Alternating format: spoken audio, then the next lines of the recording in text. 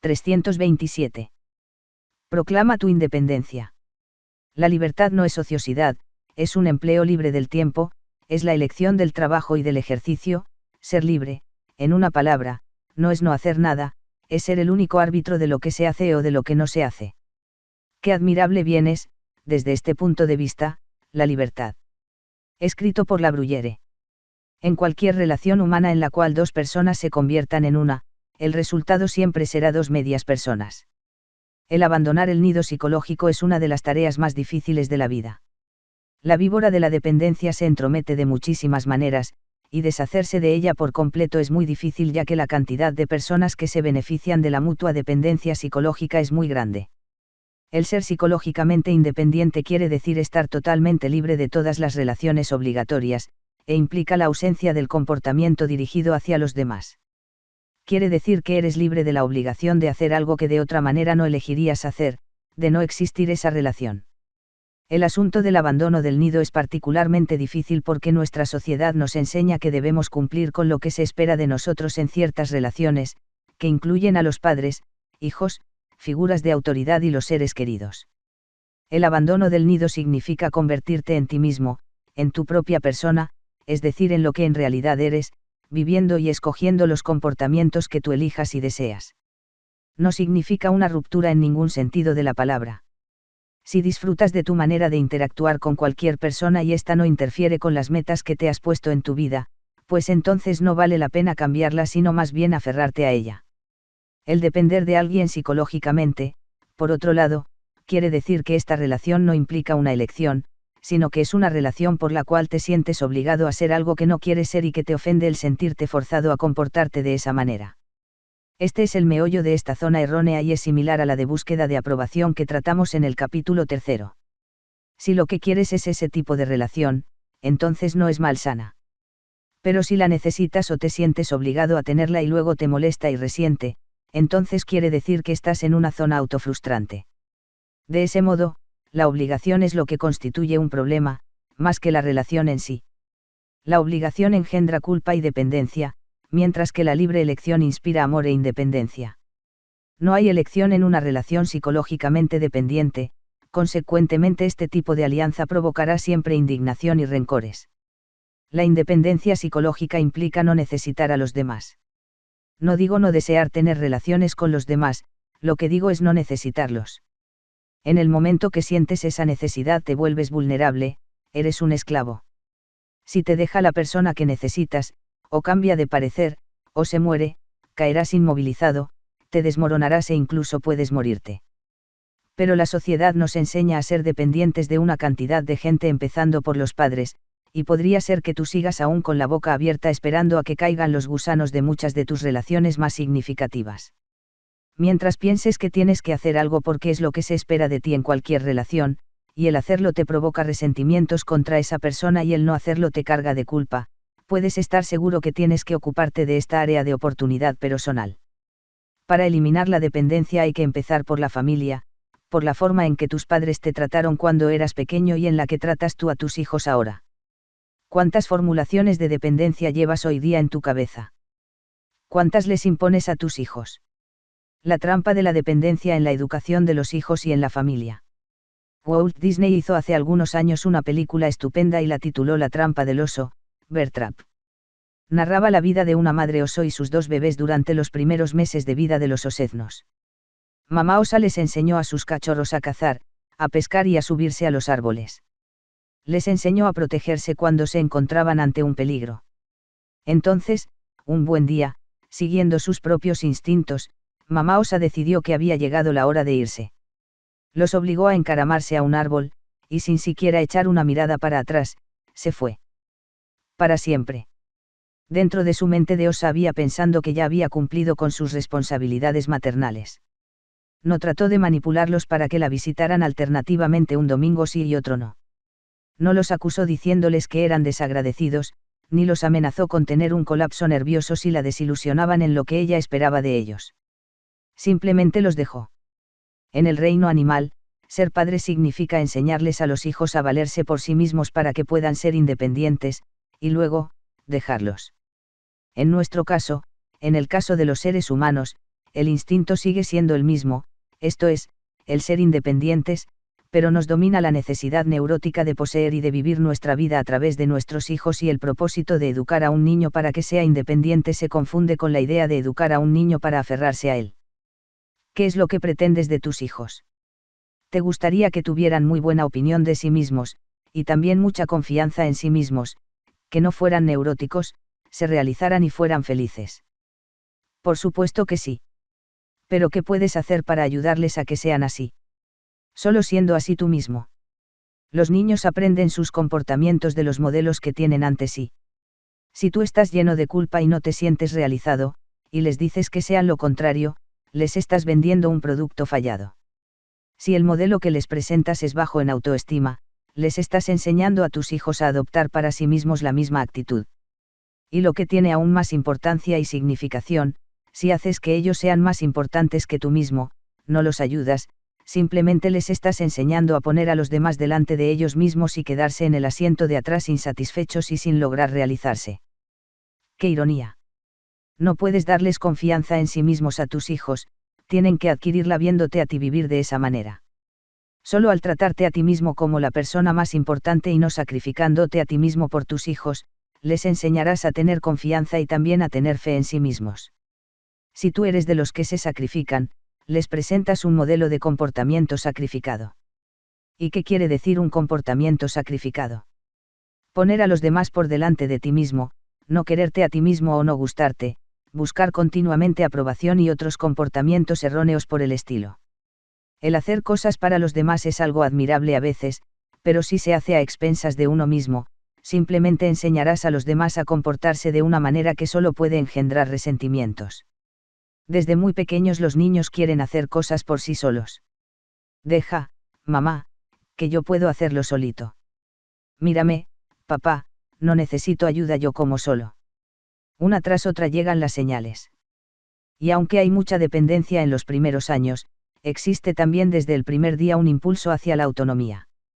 El deseo de la niña de abandonar el nido es muy grande, pero cuando la posesión y el sacrificio han sido los lubricantes que hacían marchar la máquina familiar, el acto natural del hombre de irse por su cuenta se convierte en una crisis. El abandono del nido en una atmósfera psicológicamente sana no implica ni crisis ni disturbios o problemas, es la consecuencia natural de una vida eficiente y positiva. Pero cuando la culpa y el miedo a desilusionar a los padres marcan el hecho de abandonar el nido, estos sentimientos siguen influyendo en la gente durante toda la vida, hasta tal punto que a veces la relación matrimonial se convierte en una relación filial, más que en una relación en la que dos individuos comparten una vida en condiciones iguales. ¿Cuáles son pues tus metas como padre o en la elaboración de una buena relación con tus propios padres? La familia es ciertamente una unidad importante en el proceso del desarrollo, pero no debe ser una unidad permanente. No debería ser nunca un vehículo para la culpabilidad y la neurosis cuando uno de sus miembros hace un movimiento en dirección de la independencia emocional. Algunos padres han llegado a decir, puede que los hayas oído, tengo derecho de hacer que mi hijo sea lo que yo escoja para él.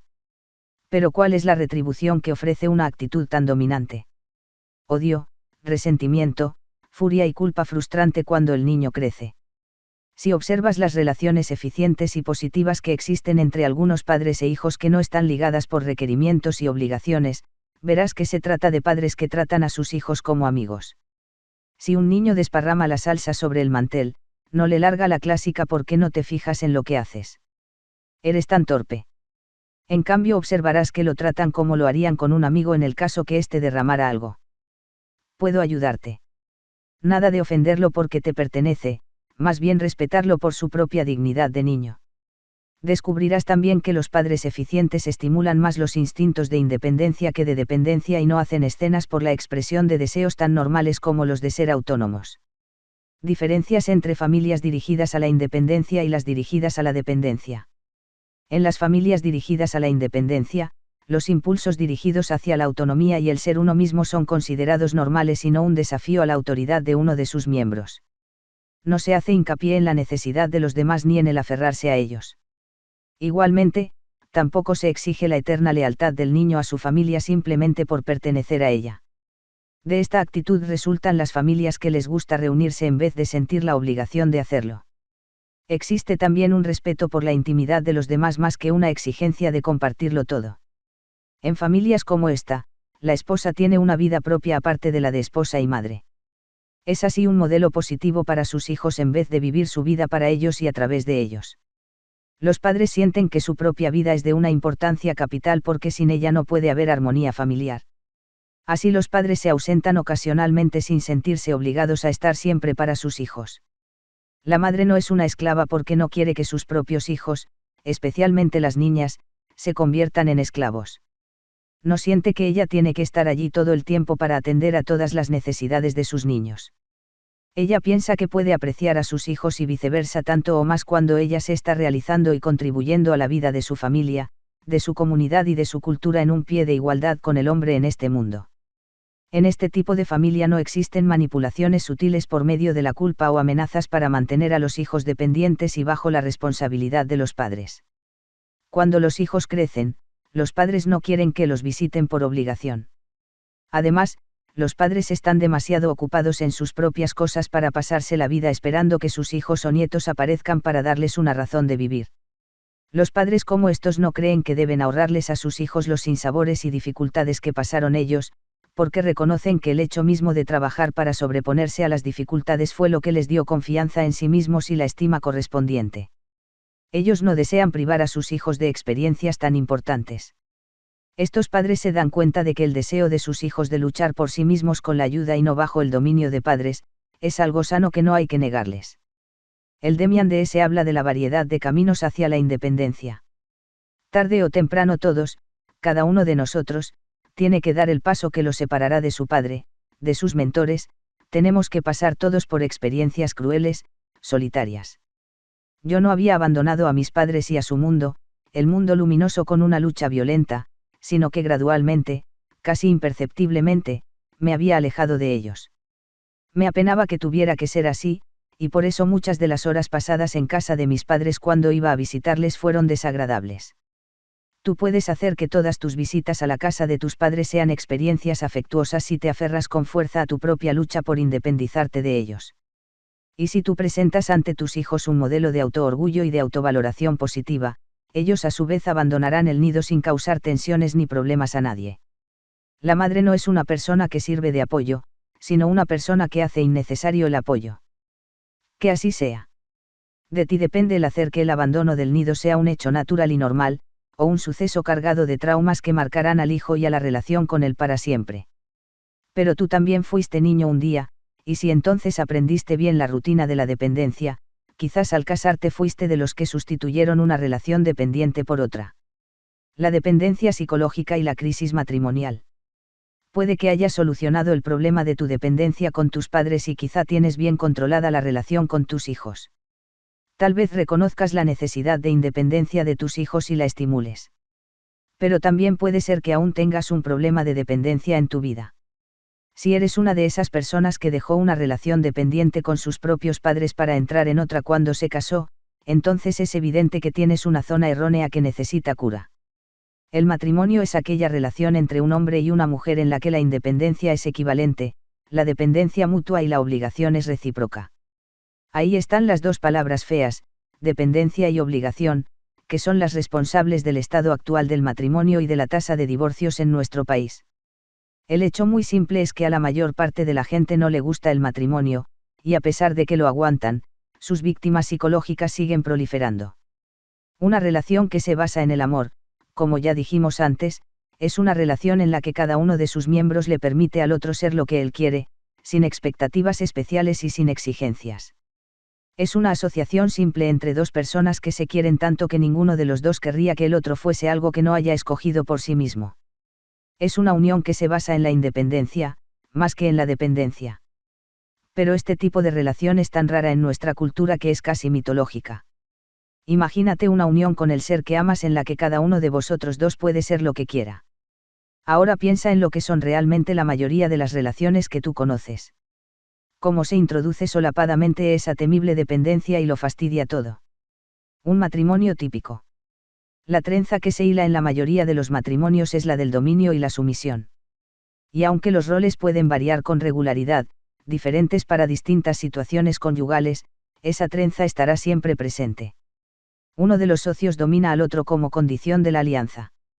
Un caso típico de un matrimonio típico y sus crisis psicológicas se desarrollará más o menos como los de la pareja de la historia que relatamos a continuación. Cuando se casaron el marido tenía 23 años y su esposa 20.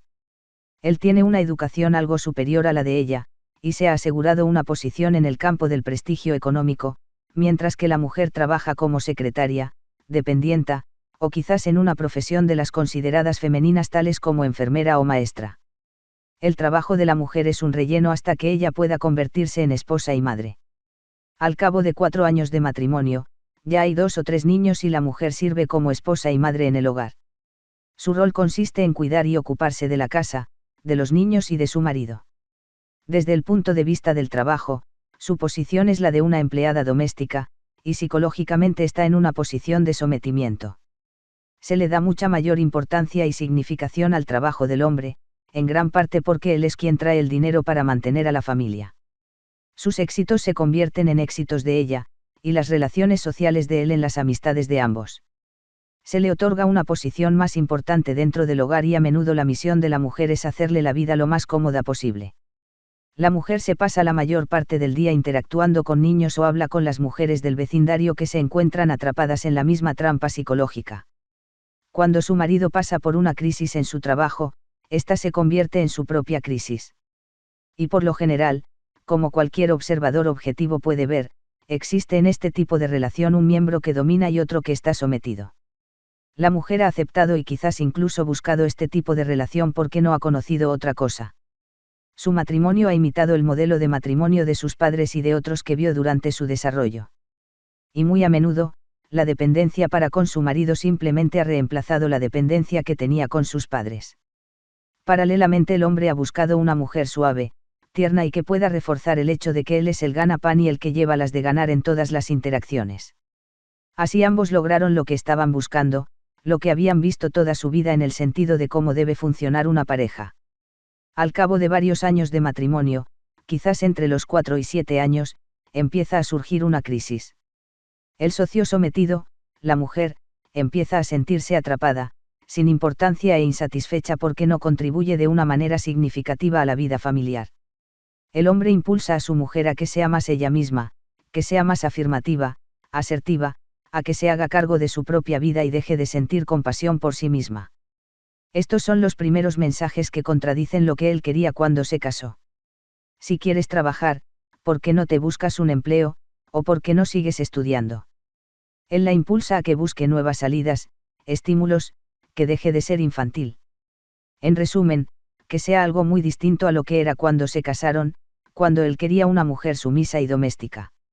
Hasta ahora la mujer ha sentido siempre que ella era la culpable de cualquier problema o tristeza de su marido. ¿En qué me equivoqué? Si él se siente infeliz o frustrado, ella cree que es porque ella no vale, o que ya no debe ser tan atractiva como antes. La mujer, el socio sometido de esta unión, recurre a su propio estilo mental de sometimiento y evalúa todos los problemas masculinos como si estos estuvieran colocados en su propio ser. En esta etapa matrimonial, el hombre está generalmente muy ocupado con los ascensos en su trabajo, sus contactos sociales y sus objetivos profesionales. Está en un camino ascendente y no puede tolerar una mujer quejumbrosa. Debido a las múltiples oportunidades que le brinda su trabajo de alternar con gente diferente, algo que le está vedado a su sumisa compañera, él está cambiando. Se ha puesto aún más asertivo y agresivo, exigente e intolerante respecto a las debilidades de los demás, incluyendo las de su propia familia. Este es también el momento en que el marido suele buscar desahogos sexuales fuera del matrimonio. Tiene múltiples oportunidades de conocer gente y busca la compañía de mujeres más estimulantes y atractivas. A veces la mujer, el socio sometido, empieza también a experimentar por su lado. Puede que acepte un trabajo voluntario o se inscriba en algún curso, recurra a sesiones de terapia, tenga un amorío por su lado. Y su marido apoya la mayoría de estas cosas. Quizá la mujer, el socio sometido, empiece a adquirir nuevas percepciones, nuevos puntos de vista respecto a su comportamiento. Ve su subordinación como una postura elegida por ella durante toda su vida, no solo durante su matrimonio. Su comportamiento de búsqueda de aprobación ha sido ahora puesto en duda y ella empieza a encaminarse hacia una mayor responsabilidad personal eliminando la dependencia en su propio mundo, e incluyendo la de sus padres, la de su marido e incluso la de sus hijos. Ella empieza a adquirir confianza en sí misma. Tal vez busque un empleo y haga nuevas amistades. Empieza a enfrentarse con su marido hasta ahora tan dominante y deja de aguantar todos los abusos de que ha sido objeto desde que se casó. Exige igualdad, ya no le es suficiente esperar que se la concedan. La experimenta por su cuenta sencillamente. Insiste en compartir las tareas domésticas, incluso el cuidado de los niños. Esta nueva independencia, este traslado del pensamiento externo hacia el interno de parte de la mujer, no es aceptado con facilidad por el hombre. Se siente amenazado. Siente que una esposa levantisca es precisamente lo que no le hace falta, a pesar de que él mismo la alentó a salir por su cuenta y a pensar por sí misma. No pensó que crearía un monstruo, y mucho menos un monstruo que llegaría a desafiar su propia supremacía tan bien establecida. Puede que reaccione con una fuerte dosis de dominación, actitud que lograba siempre en el pasado poner en su sitio a su sumisa compañera.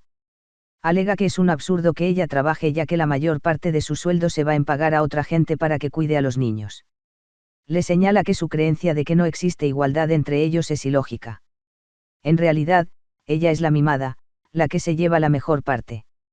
Tú no tienes que trabajar, a ti te lo dan todo hecho, tú no tienes más que hacer que ocuparte de una casa y de ser una madre para tus hijos.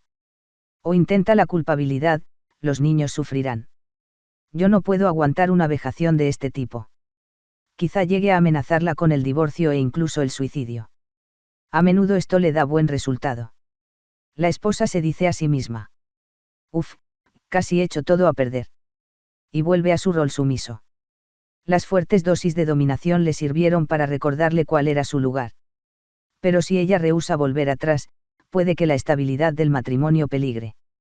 En todo caso, el hecho es que la crisis existe. Si la mujer persiste en cambiar su sumisión por una actitud de confianza en sí misma, el marido, que necesita dominar a alguien, puede dejarla por una esposa más joven que lo mirará llena de admiración. De este modo, él obtendrá otra dependiente que además es un bonito adorno. Por otro lado, podría ser que el matrimonio sobreviva a la crisis y se lleve a cabo un cambio interesante.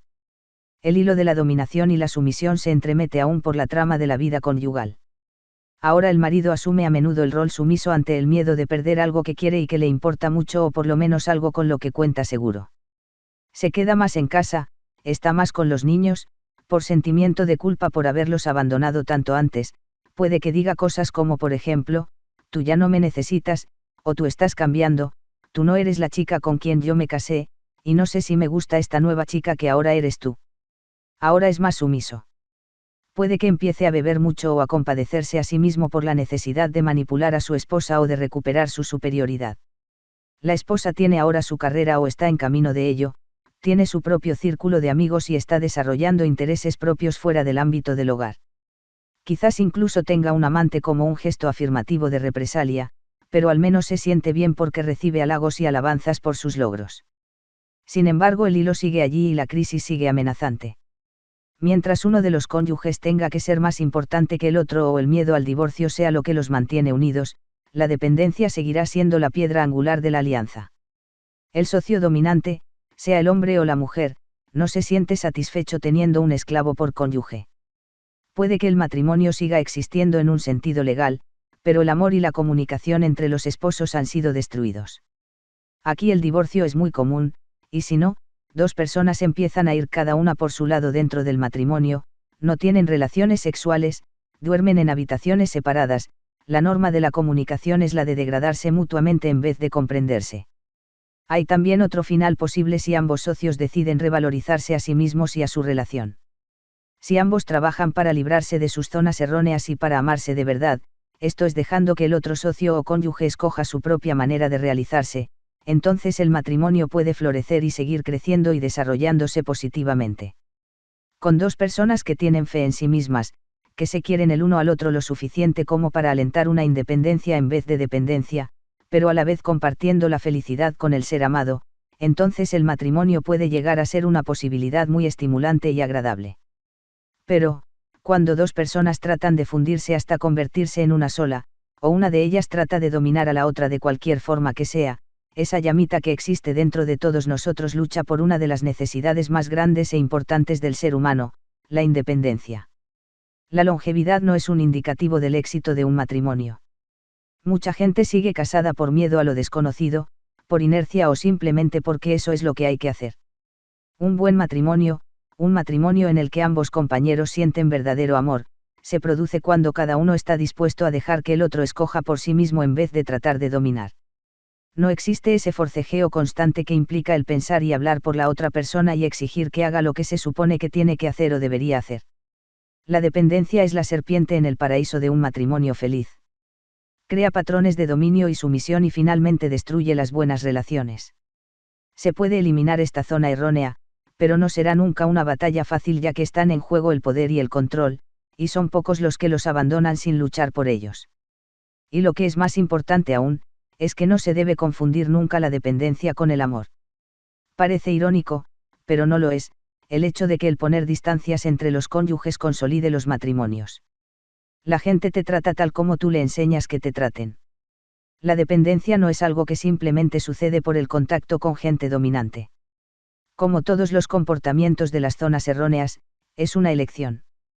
Tú le enseñas a la gente a que te domine y a tratarte de la manera que siempre te ha tratado. Hay muchas formas de mantener el proceso de dominación y se repiten solo si dan resultado. Dan resultados si te mantienen en línea y en una posición dependiente dentro de la relación. He aquí algunas de las estrategias más comunes que sirven para conservar los hilos del control y de la dominación dentro de la vida conyugal. Chillar, gritar o levantar la voz en cualquier sentido. Esto te mantendrá en tu lugar si eres una persona suave y quieres que las cosas sean blandas y fáciles. Comportamientos amenazantes como, me iré, pediré el divorcio. Provocar sentimientos de culpa. No tienes derecho a. No comprendo cómo puedes haber hecho algo así. Si eres proclive a la culpa, con este tipo de frases será fácil mantenerte sometido. Hacer uso de la ira y de comportamientos explosivos como arrojar objetos, usar palabras fuertes, golpear cosas. El truco de la enfermedad física. Tener dolores de cabeza, un ataque al corazón, dolor de espalda o lo que sea, cada vez que uno de los cónyuges no actúa de la manera que quiere el otro. Será fácil manipularte así si le has enseñado a tu compañero o cónyuge que te portarás bien cuando él se enferma. El tratamiento silencioso. El no hablar y encerrarse deliberadamente son dos de las estrategias más eficientes que puede usar uno de los socios para maniobrar la conducta del otro. La rutina de las lágrimas. Lloras para conseguir que la otra persona se sienta culpable. La escena del abandono. El levantarse y partir es una buena manera de manipular al compañero para que asuma o abandone cierto tipo de comportamiento. El recurso de tú no me quieres, o tú no me comprendes para conseguir que se haga tu voluntad y mantener la dependencia dentro de la relación. La treta del suicidio. Si tú no haces lo que yo quiero, me mato o si me dejas, yo terminaré con todo. Todas las estrategias mencionadas más arriba son los métodos que sirven para mantener a la otra persona dentro del rol deseado en el matrimonio. Si uno de los cónyuges rehúsa dejarse manipular por ellas, el otro dejará de usarlas. Solo cuando uno de los cónyuges reacciona de acuerdo a este tipo de tretas el otro se acostumbra a usarlas. Si respondes con las actitudes sumisas esperadas, le enseñas al otro lo que tolerarás. Si te maltratan es porque has estado emitiendo señales de, por favor maltrátame. Tú puedes aprender a enseñarle a los otros a tratarte de la manera que te gusta que te traten, como hubieras querido que te hubieran tratado hasta ahora. Pero puedes lograr el cambio ya sea en el trabajo, en la familia, en un restaurante, en el autobús, en cualquier lugar en que te traten con desconsideración.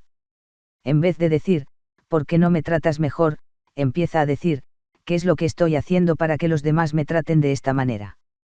Pon el enfoque en ti mismo y empieza a cambiar esas reacciones. Algunos de los comportamientos de dependencia más comunes y algunos comportamientos que alientan la dependencia. Sentirse incapaz de abandonar el nido o abandonarlo con sentimientos de culpabilidad por los dos lados. Sentirse obligado a visitar a alguien, a telefonear, invitar, a hacer de chofer y cosas por el estilo. Pedirle permiso al cónyuge para cualquier cosa, incluso para gastar dinero, para hablar o para usar el coche. Indiscreciones que son como invasiones a la intimidad de los demás, como por ejemplo revisar los cajones de los niños o sus cartas o cuadernos secretos. Frases como, yo no podría decirle lo que siento a él no le gustaría. Quedarse inmovilizado o tener una depresión después de la muerte de un ser amado. Sentirte atado a algún trabajo especial y no atreverte a trabajar por tu cuenta. Tener ideas preconcebidas respecto de lo que debe ser el comportamiento de un padre, esposo o hijo. Sentirse incómodo por la conducta de un cónyuge, o un padre o un hijo, como si lo que ellos son fuese parte de lo que tú eres. Pasarte la vida entrenándote, es decir, preparándote para algún trabajo o un puesto. Sin dejar jamás la fase de entrenamiento por una de confianza en ti mismo. Molestarse, sentirse dolido, por lo que los otros digan, piensen o hagan. Poderte sentir feliz o realizado solo si tu compañero se siente de la misma manera. Dejar que los demás te den órdenes. Dejar que otros tomen decisiones por ti o pedir siempre consejo antes de tomar una decisión. Estás en deuda conmigo, mira lo que hice yo por ti. Las obligaciones que van con la dependencia. No hacer algo delante de los padres o de la persona dominante porque no estarían de acuerdo o porque no les gustaría. No fumar, o beber, o decir malas palabras, o comer un helado de chocolate, o lo que sea, por cumplir con tu rol de sometimiento y sumisión. Abandonarte completamente, sin importarte tu vida, cuando algún ser amado muere o se enferma gravemente. Tener cuidado con el lenguaje que se usa ante una persona dominante, para no molestarla. Mentir constantemente respecto a tu propio comportamiento, y tener que tergiversar la verdad para no perturbarlos a ellos. La compensación psicológica de la dependencia. Los motivos para aferrarse a este comportamiento frustrante y entorpecedor no son demasiado complicados. Quizás sepas cuáles son las retribuciones de la dependencia, pero sabes lo destructivas que son. La dependencia puede parecer algo muy inocuo e inocente, pero en realidad es el principal enemigo de la felicidad, de la plenitud y de la posibilidad de realizarse. He aquí algunos de los dividendos más comunes que te impulsan a mantenerte dentro de este estado de dependencia. La dependencia puede mantenerte bajo la custodia protectora de otra gente y ofrecerte los beneficios que reciben los niños pequeños porque no son responsables de su propio comportamiento. Al seguir siendo dependiente, puedes culpar a los demás de tus propias deficiencias. Al depender de los demás, no tienes necesidad de emprender la difícil tarea ni el riesgo de cambiar. Puedes sentirte seguro fiándote de quienes son responsables de ti. Puedes sentirte bien porque satisfaces a los demás. Aprendiste que la manera de ser bueno es satisfaciendo a mamá y ahora hay numerosas mamás simbólicas que te manipulan. Puedes evitar la culpa que escoges cuando te comportas de manera afirmativa.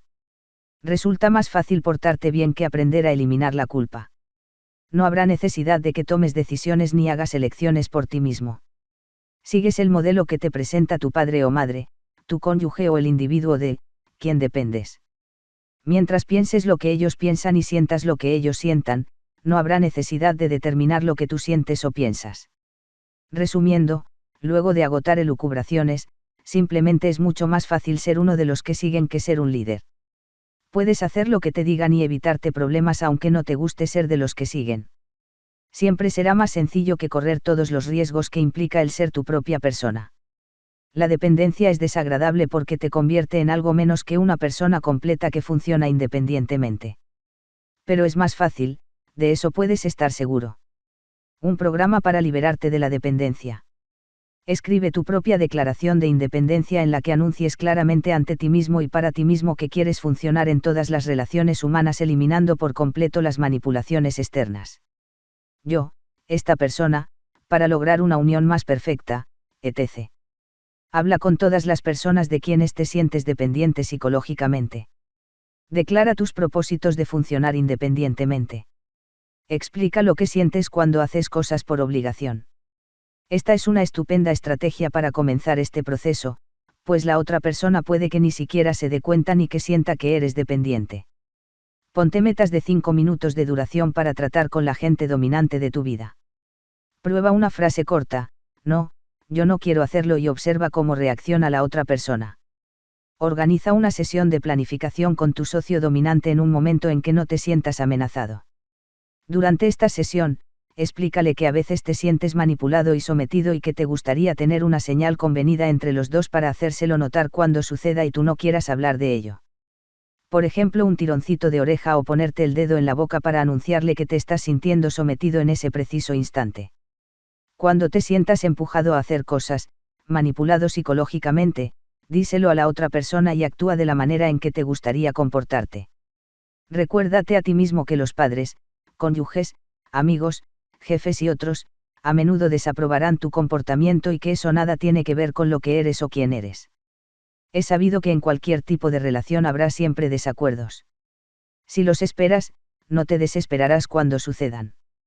De esta manera podrás romper con muchas de las relaciones de dependencia que te esclavizan emocionalmente. Incluso aunque trates deliberadamente de evitar a la gente dominante, padre o madre, cónyuge, jefe, hijos, seguirás estando controlado por ellos durante su ausencia si te sientes inmovilizado emocionalmente por su culpa. Si te sientes obligado a visitar ciertas personas, pregúntate si quisieras que otras te visiten simplemente porque se sientan obligadas a ello. Si no es así, otorga un trato correspondiente a quienes estás tratando de esta manera y háblalo con ellos. Esto es, revierte la lógica del comportamiento y verifica la falta de dignidad que existe en una relación obligada de este tipo. Toma la decisión de salirte de tu rol de dependencia haciendo un trabajo voluntario, leyendo, tomando a alguien para que se ocupe de los niños, aunque cueste demasiado dinero y pienses que no te lo puedes permitir, aceptando un empleo que no pague demasiado bien. ¿Por qué? Simplemente porque la remuneración que significa el aumento del aprecio y valoración de ti misma bien vale la pena, cueste lo que cueste en dinero o en tiempo. Insiste en tu independencia económica sin ataduras y sin tener que darle cuenta a nadie. Si tienes que pedir el dinero que quieres o necesitas, eres un esclavo. Si eso no es posible, arréglatelas para ganar tu propio dinero de la manera más creativa que puedas. Déjalos estar. Déjate estar tú. Deja de dar órdenes. Deja de recibir órdenes. Reconoce tu deseo de intimidad, de no tener que compartir todo lo que sientes y experimentas con alguien. Tú eres único y privado. Si sientes que tienes que compartir todo, no tienes elección y eres en consecuencia una persona dependiente. Deja que la habitación del niño sea realmente la suya. Dale un espacio que él pueda controlar y siempre que no sea perjudicial, deja que él decida cómo la va a organizar. Una cama hecha no es más sólida psicológicamente que una sin hacer, aunque te hayan enseñado lo contrario. En las fiestas haz grupo aparte de tu marido o mujer. No sientas que tienes que estar con esa persona todo el tiempo. Separaos y luego unid vuestras fuerzas cuando todo haya acabado. Así duplicaréis vuestras experiencias. Si tú tienes ganas de ir al cine y tu compañero quiere jugar al tenis, hacedlo de esa manera. Permitíos más separaciones y así las reuniones serán más alegres y estimulantes. Haz cortos viajes solo o con amigos sin tener que sentirte atado a tu cónyuge o compañero. Os sentiréis más unidos cuando volváis y apreciaréis el hecho de poder funcionar independientemente. Recuerda que no tienes la responsabilidad de hacer feliz a los demás. Los demás se hacen felices a sí mismos. Es posible que realmente disfrutes de la compañía de otra persona, pero si sientes que tu misión es hacerla feliz, entonces dependerás de ella y te sentirás deprimido cuando esa persona esté deprimida. O peor aún, pensarás que eres tú quien le ha fallado. Tú eres el responsable de tus propias emociones, y la demás gente, de las suyas. Nadie puede controlar tus sentimientos, salvo tú mismo. Recuerda que el hábito no es razón suficiente para hacer algo, cualquier cosa que sea. El que siempre hayas estado sometido a los demás no es motivo ni justificación suficiente para seguir estándolo. La clave de una vida eficiente reside en la independencia. Igualmente, la clave de un buen matrimonio reside en el mínimo de fusión y el máximo de autonomía y autodependencia. Y aunque sientas verdadero temor a romper tus relaciones dependientes, seguro que si les preguntas lo que piensan a las mismas personas con las que mantienes estas relaciones de dependencia emocional, descubrirás, con gran sorpresa, que ellos admiran más a quienes piensan y actúan por sí mismos. Otra ironía. Quienes más te respetarán por ser independiente serán los mismos que con más fuerza trataron de mantenerte subordinado. El nido es un lugar maravilloso para que se desarrolle el niño, pero abandonar el nido es aún más maravilloso y puede sentirlo así tanto el que se va como el que se queda observando el despegue. Fin de este capítulo.